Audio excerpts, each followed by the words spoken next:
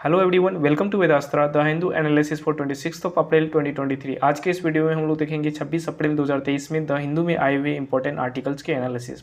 So let's start the video. सबसे पहला article जो आपको देखने को मिलेगा फ्रंट पेज पे, ये क्या है? सुप्रीम कोर्ट जो है ये हियर करेगी। क्या चीज़ का हियर करेगी? रेसलर्स के द्वारा जो प्ली है, उनकी जो द्वारा याचिका दायर की गई है, उसको सुप्रीम कोर्ट के द्वारा हियर की जाएगी। किसके अगेंस्ट? बीजेपी एमपी के अगेंस्ट। ये जो है, ये बीजेपी एमपी कौन है? ब्रिजभूषण शरण सिंह। ये रेसलिंग फेडरेशन ऑफ इंडिया के प्रेसिडेंट भी हैं और इनके अगेंस्ट कुछ चार्जेस जो है रेसलर्स के द्वारा लगाए गए हैं। बस उन्हीं चार्जेस को लेके सुप्रीम कोर्ट में इस को लेके जो है हियरिंग स्टार्ट होने वाली है। आई थिंक फ्राइडे से होने वाली है। ये हमारे chief justice of India, 58th chief justice of India DY Chandrachud ji के द्वारा ये बातें कही गई है। रेसलिंग फेडरेशन ऑफ इंडिया के जो प्रेसिडेंट हैं, इनके अगेंस्ट यहाँ पे हियरिंग की जाएगी। काफ़ी सारे रेसलर्स प्रोटेस्ट कर रहे थे दिल्ली में और बताया जा रहा है कि जो FIR फर्स्ट इन्फॉर्मेशन रिपोर्ट जो फाइल की जा रही थी वो भी पुलिस के द्वारा नहीं लिया जा रहा था इनके अगेंस्ट। इन सब चीज़ों के बारे में यहाँ पे सुप्रीम कोर्ट में हियरिंग होने वाली है। रेसलर्स की बात करें तो आप कुछ फेमस रेसलर्स के नाम बताओ तो हमारी कंट्री के फेमस रेसलर्स। सबसे पहले आपको साक्षी मलिक का नाम याद होना चाहिए, बजरंग पुनिया जी का नाम याद होना चाहिए। उसके बाद फिर the Phogat sister, Vinesh Phogat and Geeta Phogat. और उसके बाद फिर एक बबीता फोगाट है, योगेश्वर दत्त, रवि कुमार दहिया एंड ये सारे जो रेसलर्स हैं ये इनके नाम आपको बिल्कुल टिप्स पे होने चाहिए। रेसलिंग फेडरेशन ऑफ इंडिया की बात करें, रेसलिंग फेडरेशन ऑफ इंडिया की बात करें तो इनका जो हेडक्वार्टर है आपको देखने को मिलेगा न्यू दिल्ली में। रेसलिंग फेडरेशन ऑफ इंडिया का हेडक्वार्टर है। ओके, और हमारी स्पोर्ट्स मिनिस्टर की बात करें तो कौन है? अनुराग सिंह ठाकुर। आगे बढ़ते हैं हम लोग। नेक्स्ट आपको बगल में देखने को मिलेगा Biden makes 2024 presidential run official. 2024 में USA में इलेक्शन होने वाले हैं, प्रेसिडेंशियल इलेक्शन। इसको लेके अब काफ़ी सारे आर्टिकल्स आने वाले हैं। कभी डोनाल्ड ट्रंप, इसके राइवल कौन है? डोनाल्ड ट्रंप और फिर जो बाइडेन ये प्रेसिडेंट जो भी है और इनके राइवल डोनाल्ड ट्रंप जी के बीच में ये सारे आर्टिकल्स अब काफ़ी जो अगले 1 साल तक है आने ही वाले हैं, क्योंकि वहाँ पर इलेक्शन स्टार्ट होने वाले हैं। ओके, नेक्स्ट आर्टिकल आपको यहाँ पर देखने को मिलेगा सूडान में क्या चल रहा है।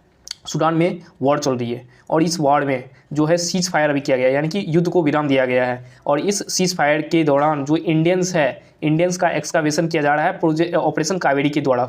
इंडियन गवर्नमेंट ने क्या करी है ऑपरेशन कावेरी चलाई, जिसके थ्रू जितने भी इंडियंस है सूडान में जो वार चल रही है अभी सूडान में, वहाँ पे उन इंडियंस को हमारी कंट्री में वापस लाया जाएगा। किस ऑपरेशन के थ्रू? ऑपरेशन कावेरी के थ्रू। जिस तरीके से अफगानिस्तान में कौन सा ऑपरेशन के थ्रू हम लोग लाए थे इंडियंस को? ऑपरेशन गंगा के थ्रू, है ना। इस तरीके से ऑपरेशन आपको याद रखने हैं। वन डे कम्पिटिटिव एग्जाम्स में ये काफ़ी ज़्यादा पूछे जाते हैं। सूडान अभी न्यूज़ में है तो सूडान के बारे में आपको पता होना चाहिए। सबसे पहले ये कौन सा कंटिनेंट का कंट्री है? अफ्रीकन कंटिनेंट का। आप देखोगे मैप में इजिप्ट के नीचे और लिबिया इनके बगल में यहाँ पे सूडान आपको देखने को मिलेगा। इधर से रेड सी आती है और रेड सी के बगल में यहाँ पे पोर्ट में जो है ना, ये इमेज जो है ये पोर्ट के बगल में, ये रेड सी में ये हमारा शिप है, इंडियन शिप। और यहाँ पे इंडियंस को यहाँ पे इवैक्यूएट किया जा रहा है सूडान से। उसके साथ साथ इंडियन एयरफोर्स भी यहाँ पे ऑपरेशन चला रहे हैं। दोनों का यही ऑपरेशन कावेरी के तहत ही दोनों एक्सकावेशन कर रहे हैं, हमारे नेवी भी और इंडियन एयरफोर्स भी। सूडान के कैपिटल की बात करें तो वार जो है ना ज़्यादातर ये कैपिटल में ही अफेक्टेड है। इसके अलावा और 1-2 सिटीज़ में है। कैपिटल खार्टूम सूडान का, KHARTOOM खार्टूम। और करेंसी की बात करें तो सूडानीज पाउंड। तो ये था सूडान से रिलेटेड न्यूज़। आगे भी आर्टिकल आते रहेंगे सूडान से रिलेटेड, फिर हम लोग आगे भी बात करेंगे सूडान से। ओके, नेक्स्ट आपको बगल में देखने को मिलेगा ये जो पंजाब के फॉर्मर CM थे, कौन सा? प्रकाश सिंह बादल जी। ये अब नहीं रहे। ये जो थी कौन से पार्टी से थे? श्रीमोनी अकाली दल पार्टी से थे। आपको बस ये याद रखना, फॉर्मर CM प्रकाश सिंह बादल।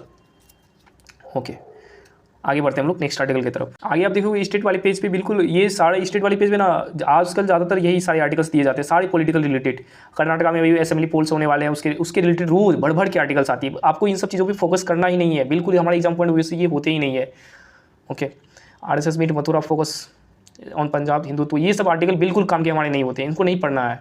आगे बढ़ते हैं हम लोग। आगे आपको एक टेम्पल न्यूज़ में अभी, इसके बारे में आपको पता होना चाहिए। ये कौन सा? लॉर्ड वेंकटेश्वरा टेम्पल, जो कि कहाँ पे है? तिरुमाला में। तिरुमाला कहाँ पे है? तिरुपति में। तिरुपति कहाँ है? आंध्र प्रदेश में। ये टेम्पल के ऊपर से हेलीकॉप्टर्स उड़ाए गए हैं। टेम्पल के जो सेंक्टरम है ना, जहाँ पे गर्भगृह जिसको बोलते हैं, जहाँ पे जो भगवान की प्रतिमाएँ हैं वहाँ उनको रखी जाती है, उनके ऊपर से ये हेलीकॉप्टर उड़ाए गए। इंडियन एयरफोर्स के हेलीकॉप्टर थे। इनको लेके यहाँ पे नाराज़गी जताई गई है। ये जो टेम्पल ट्रस्ट के हेड है उनके द्वारा कि ऐसे टेंपल के ऊपर से जो भी चॉपर वगैरह या फिर हेलीकॉप्टर वगैरह वो नहीं उड़ाया जाना चाहिए। इन सब चीज़ों को लेकर ये आर्टिकल में आया। बस आपको याद रखना, ये जो टेंपल है लॉर्ड वेंकटेश्वरा टेंपल कहाँ पे? तिरुमाला में। तिरुमाला की जो पहाड़ियाँ हैं ना वहाँ पे। और ये तिरुमाला कौन से डिस्ट्रिक्ट में है? तिरुपति डिस्ट्रिक्ट में। तिरुपति डिस्ट्रिक्ट कौन सी स्टेट में है? आंध्रा स्टेट में। आपको बस इतना याद रखना है। ओके, आंध्रा का कैपिटल क्या होता है, क्या है, विशाखापट्टनम। ओके, बढ़ते हैं हम लोग आगे। नेक्स्ट आर्टिकल आपको एडिटोरियल वाले पेज से देखने को मिलेगा। ये क्या है, Sanskrit as official language, Ambedkar amendment. ये जो राइटर है इनका कहना है कि अम्बेडकर जी, भीमराव अम्बेडकर जी का कहना था कि संस्कृत को ऑफिशियल लैंग्वेज बनाया जाए, ना कि हिंदी को, क्योंकि संस्कृत को ऑफिशियल लैंग्वेज बनाने के बारे में भीमराव अम्बेडकर और कई सारे जो हमारे कॉन्स्टिट्यूएंट असेंबली के लीडर्स थे उनके द्वारा ये बातें इन पे जोर दिया जा रहा था। इनको लेके ये पूरा का पूरा आर्टिकल है। आपको पता होगा हम लोग 14 सितंबर को नेशनल हिंदी डे मनाते हैं। क्यों? क्योंकि इसी दिन और 14 सितंबर को ही जो हमारा हिंदी है as a official language select किया गया था हमारे कॉन्स्टिट्यूएंट असेंबली के द्वारा। इसको लेके ये पूरा का पूरा आर्टिकल है। आगे बढ़ते हैं हम लोग नेक्स्ट आर्टिकल की तरफ। हम लोगों को डीप में नहीं जाना है। ये क्या अंडरस्टैंडिंग पॉइंट ऑफ व्यू से बताया गया है, जिसमें इसमें जो हमारे कॉन्स्टिट्यूएंट असेंबली के जो लीगल एडवाइजर थे PN राव जी, उनके द्वारा उनके बारे में कुछ बातें कही गई है। फिर ऐसे करके कई सारे जो कॉन्स्टिट्यूएंट असेंबली के लीडर्स थे उनके बारे में यहाँ पे बातें कही गई है। आपको बस एक बार ऊपर से पढ़ लेना है एक्चुअली यहाँ पे बातें क्या की जा रही है। उतना डीप में इसको रटना वगैरह कुछ नहीं है, बस अंडरस्टैंडिंग जो है ये डेवलप करना है। ओके, बढ़ते हैं हम लोग नेक्स्ट आर्टिकल की तरफ। अंडरस्टैंडिंग इसलिए डेवलप करना ताकि आपके क्लोज टेस्ट और कॉम्प्रिहेंशन वाले पार्ट्स जो है मजबूत हो पाए। उसके साथ साथ करंट अफेयर्स का भी कुछ, स्टैटिक का भी कुछ पोर्शन जो है यहाँ से कवर हो पाए। लेकिन स्टैटिक और करंट अफेयर्स आपको वन लीनियर करने हैं, जो कि आप खुद से करें। न्यूज़पेपर से कभी भी करंट अफेयर्स नहीं करना चाहिए। इसमें सारे जो करंट अफेयर्स में क्वेश्चन आते हैं ये न्यूज़पेपर में कंप्लीटली नहीं होता है। इसलिए न्यूज़पेपर बस अंडरस्टैंडिंग और as a human, as a citizen of India आपको पढ़ना चाहिए ताकि आपके जो इंटेलेक्चुअल है वो ग्रोथ हो पाए। ओके, बढ़ते हैं नेक्स्ट आर्टिकल की तरफ। अभी आपको पता होगा जो हमारी टेक्स्ट बुक्स है उस पर काफ़ी सारी छेड़छाड़ की जा रही है। इसको लेके आर्टिकल्स आते रहेंगे, अभी काफ़ी सारे आर्टिकल्स आएंगे, तो इस पर टाइम वेस्ट नहीं करना है। नेक्स्ट आर्टिकल आपको देखने को मिलेगा अंडरस्टैंडिंग टेम्परेचर एनोमलीज। ये क्या हुआ, आपने मार्च में क्या देखे होंगे, मार्च में जो इस साल का 2023 का मार्च का मंथ है ये बताया जा रहा था सेकेंड, अभी तक का सेकेंड ऐसा मार्च का मंथ था जो कि हॉटेस्ट था, सबसे ज़्यादा गर्मी वाले जो महीना है मार्च। अभी तक का दूसरा मार्च जो है वो गर्मी वाला महीना पड़ा है आफ्टर 2016। इसके बाद ये आर्टिकल है, ये क्यों हुआ इसके बारे में पूरा यहाँ पे बताया गया है। यहाँ पे राइटर जो है इनका कहना है कि ये ज़रूरी नहीं है कि इस बार जो मार्च का महीना था ये ज़्यादा हॉटेस्ट इसलिए हुआ क्योंकि ग्लोबल वार्मिंग बढ़ रहा है। इसके अलावा भी कई सारे फैक्टर्स हो सकते हैं, जैसे अल नीनो यहाँ पे आया था उसके कारण हो सकता है ग्लोबल वार्मिंग जो है ये बढ़ गया है। उसके साथ साथ कई सारे टेम्परेचर और वेदर और क्लाइमेट में काफ़ी सारे डिफरेंस होता है। क्लाइमेट वो होता है जो हम लोग एक्सपेक्ट करते हैं, वेदर वो होता है जो कभी बढ़ता है कभी घटता है।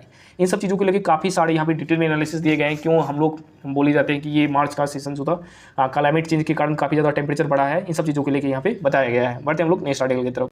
आपको पता होगा आज क्या है, 26 अप्रैल, और 26 अप्रैल 1986 में क्या हुआ था, यूक्रेन में एक सिटी है चेरनोबिल में क्या हुआ था, एक न्यूक्लियर पावर प्लांट था। न्यूक्लियर पावर प्लांट में क्या हुआ था, डिजास्टर हुआ था, यानी कि न्यूक्लियर पावर प्लांट से गैस लीक हुए थे और काफ़ी सारे लोगों का यहाँ पे डेथ हुई थी।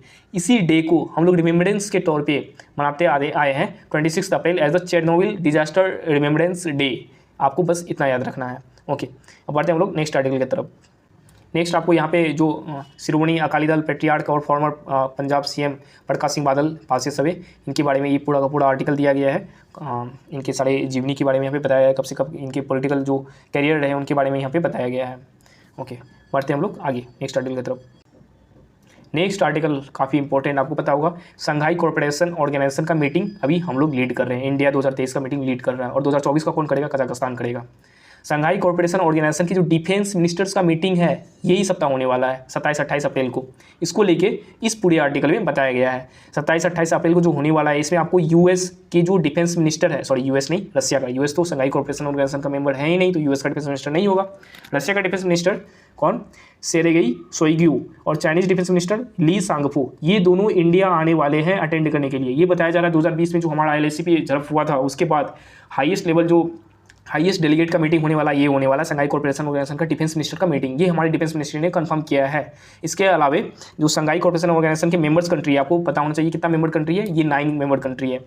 पहले 8 था, हाल ही में जो ईरान है इसका जो मेंबर है वो बन गए हैं, ईरान 2021 में बने हैं। ये 8 कौन था पहले, सबसे पहले 8 जो था फाउंडिंग मेंबर्स, ये आपको 5 तान देखने को मिलेगा। फाउंडिंग मेंबर्स में तान 5 नहीं आते थे, हम आपको डायरेक्ट 8 जो मेंबर्स हैं वो बता रहे हैं। 5 तान प्लस 3 में कौन सा, चाइना, रशिया और इंडिया। और 5 तान में कौन सा, कजाकिस्तान, उज्बेकिस्तान, किर्गिस्तान, तजिकिस्तान और पाकिस्तान। ये 5 तान, चाइना, रशिया, इंडिया, कितना हुआ 8, और एक ईरान 2021 में जुड़ा है। बस आपको ये याद रखना है, ये मेंबर कंट्रीज। और ये डेलीगेशन का मीटिंग कहाँ पे होने वाला है, जो डिफेंस मिनिस्टर डेलीगेशन मीटिंग है ये हमारी कैपिटल न्यू दिल्ली में कंडक्ट कराई जानी है। आपको यहाँ पे सारे जो मेंबर्स कंट्री उनके नाम यहाँ पे देखने को मिलेगा। और ये चाइना का डिफेंस मिनिस्टर सांगफू एंड रशिया का डिफेंस मिनिस्टर शोइगु, इनके बारे में आपको याद होनी चाहिए। डिफेंस मिनिस्टर के बारे में हो सकता है न्यूज़ में है, इस कारण से एग्जाम में भी पूछा जा सकता है। बढ़ते हैं हम लोग नेक्स्ट आर्टिकल की तरफ। अच्छा, शंघाई कॉर्पोरेशन ऑर्गेनाइजेशन की बात हो रही तो उसका हेडक्वार्टर कहाँ पे है?